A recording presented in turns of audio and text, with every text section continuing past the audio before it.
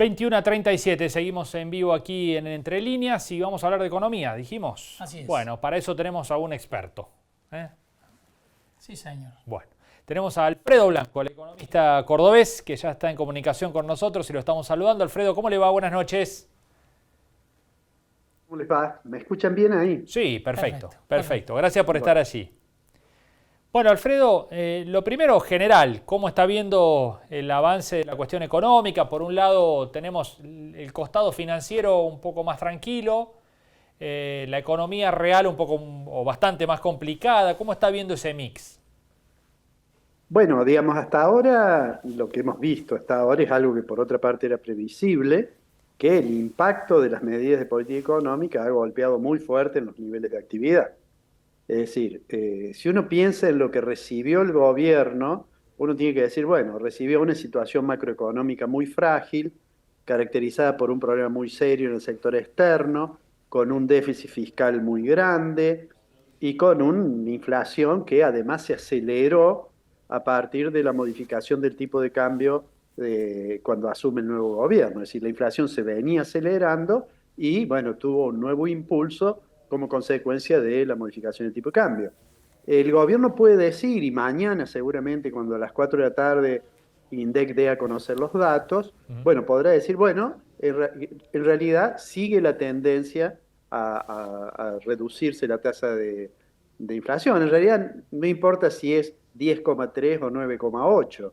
De todos modos, aunque nadie va a plantear qué significa una tasa del 10% de inflación cuando uno la anualiza, que le va a dar más del 213%, pero digo, puede mostrar una tendencia que le dé cierta satisfacción al gobierno. Ahora, el otro costado de este conjunto de decisiones, bueno, tiene que ver con que el impacto sobre el nivel de actividad ha sido muy fuerte.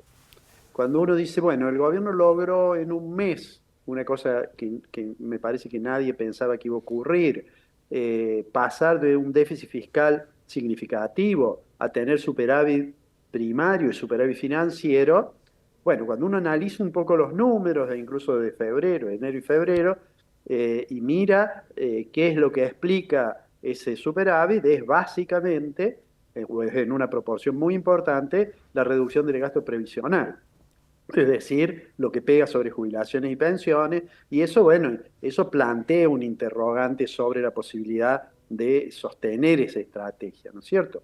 Pero digamos, hay elementos por los cuales el gobierno, pienso yo, tiene confianza, y digo, cuando uno mira que en lo monetario hay una contracción monetaria que además es explicada por el hecho de no tener que emitir, le permite al gobierno, digamos, decir que está controlando la cantidad de dinero de la economía, tiene un tipo de cambio que está, digamos, hay un mercado cambiario que no presenta presiones importantes y que seguramente a partir de este trimestre en adelante va a disfrutar el central de poder seguir seguramente mejorando el nivel de reservas. Pero bueno, entonces uno dice, tengo una consistencia en lo fiscal, en lo monetario y en lo cambiario.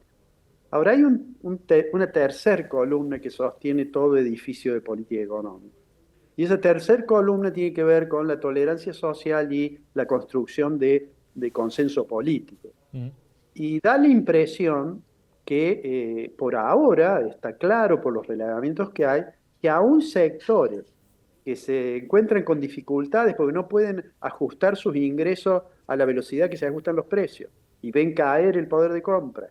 Y la caída del poder de compra significa caída de la demanda agregada y eso influye sobre el nivel de actividad. Bueno, pero a pesar de todo, esos sectores siguen dándole digamos, un voto de confianza al gobierno, ya sea porque lo hacen en función de que tienen en la memoria un gobierno anterior que les ha parecido muy malo, o porque tienen una esperanza de que pueda, digamos, modificarse la situación. Entonces, ahora me parece a mí, el gobierno ha dado algunas muestras de corregir esa tendencia a confrontar. El presidente lo sigue haciendo, pero ya forma parte, digamos, de las noticias, pero en realidad los funcionarios del presidente hacen grandes esfuerzos por tratar de consensuar cosas, ¿eh? Entre ellos el ministro de Interior, por ejemplo. Claro. Tratan de decir, bueno, vamos a llegar a mayo, vamos a firmar el acuerdo. Ese decálogo que se habla de mayo, no sé si lo hablamos en una oportunidad, casi nadie puede estar en contra de eso, que son expresiones de deseo. El problema son las ejecuciones de Claro, eso, ¿cierto? la letra fina. Entonces, ahí empiezan, claro, ahí empiezan seguramente las dificultades. Pero digo, está tratando en ese terreno digamos, de tener un mayor grado de consenso. A tal punto que en la profesión inclusive hay muchos que han comenzado a discutir, bueno, la recuperación, ¿va a ser una B, va a ser una U? Yo he dicho por estos días, cuando me han preguntado eso, que me parece que antes de discutir problemas más asociados a la geometría, diría yo, lo que habría que hacer es discutir si realmente hay indicios de que la recuperación esté próxima. Y a mí me parece que hasta el presente eso no lo hemos visto. Uno mira los datos, por ejemplo, de consumo, los datos de venta minorista que dio CAME, los datos del estimador mensual de la actividad económica del INDEC, y ve que el primer bimestre, bueno, tenemos caídas muy importantes. Entonces, ¿no requeriría, Alfredo, una recuperación previa del poder adquisitivo de la gente? Porque eso es lo que está muy menguado, ¿no? El salario cayó más del 23% en términos reales. Bueno, lo que hace falta en realidad, por un lado, es que exista un proceso de recuperación de los niveles de inversión, que además han caído. Los niveles de inversión caen, los empresarios deciden invertir cuando creen de que van a poder vender lo que producen. Y ahí juega un rol muy importante las expectativas y juega un rol muy importante el poder de compra. Claro. Porque en realidad de la demanda agregada de la economía, un porcentaje muy significativo es el consumo privado. Entonces, allí todavía, creo yo, no vemos, digamos, elementos que permitan afirmar eso. Digo, por dar una mirada en sentido optimista, digo, la economía argentina ha mostrado en muchas oportunidades que después de programas que han significado caídas en los niveles de actividad, ha tenido bastante capacidad para recuperarse rápidamente. Digamos, eso ocurrió, por ejemplo, con el plan de marzo del 67 de Crero Bacena, que fue una devaluación muy brusca. En aquel momento se llevó el dólar de 150 a 350 y se crearon las retenciones.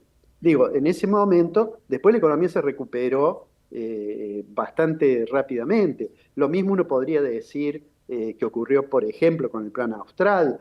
En junio, la inflación, en junio de 1985, la inflación estaba medido por IPC en torno al 29% en un mes, y se llegó a diciembre con una inflación que estaba por debajo del 1%, y la economía se recuperó también rápidamente, y lo mismo podríamos decir que pasó con la convertibilidad, y lo mismo podríamos decir que pasó con el programa de La Habana después de la crisis, que la economía se recuperó rápidamente, incluso creció durante varios años de manera significativa. Entonces digo, es probable que eso pueda ser, pero me parece que por ahora no estamos viendo los elementos que nos permitan asegurar que eso va a ocurrir, digamos, en los próximos 60 días o cosas por el estilo. Alfredo, otro punto que también se discute mucho y me parece que en alguna de esas experiencias anteriores que mencionó, el plan austral y demás, cuando empieza a mejorar un poco la actividad y empieza a tratar de acelerarse la recuperación de los ingresos, los gobiernos tratan de ir controlando eso para que no vuelva de alguna manera a alimentar el proceso inflacionario. ¿Juega eso de acelerar mucho la recuperación de los ingresos con que haya un rebote del proceso inflacionario? Sí, yo creo que este gobierno va a intentar en algún momento que se recupere, pero lo va a hacer con muchísimo cuidado, porque para eso lo que hace falta, digamos, es que en general los niveles salariales crezcan por encima de la tasa de variación del nivel general de precios, del claro, índice costo-vida, digamos. Y bueno, eso por ahora me parece que está lejos. Digamos, ha dado pruebas el gobierno, por ejemplo, de no homologar determinadas discusiones paritarias porque le parece que están por encima de lo que el gobierno cree prudente, ¿no?